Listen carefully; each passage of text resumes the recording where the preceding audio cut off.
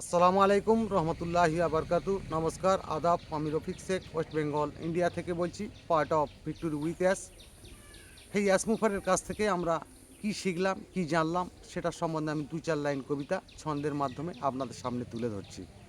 অ্যাসমুফারের কাছেই থেকে অনেক কিছুই শিখেছি, ধৈর্য ধরে থাকার জন্য অনেক কিছুই বুঝেছি কিন্তু গভীর মনে, ভেবেছি অনেক দূরে, সতের প্রতীক হবই কেমন, জানবো কেমন করে। জেনেছি যখন, বুঝেছি তখন, অজানা কিছুই জানবো, সত্যটাকে তুলে ধরতেই আমরা কিন্তু পারবো।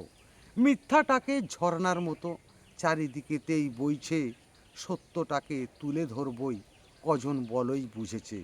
সত্য পৃথিবী, মিথ্যা সমাজ, কেনই লুকিয়ে থাকবে, সাহস করে বলতে হবে, সমাজ তোমার চিনবে। চিনেছে আমাদের সমাজ, কিন্তু সারা বিশ্বেই বলছে, বুঝো যারা বুঝতে পারেনি তারাও কিন্তু বুঝেছে।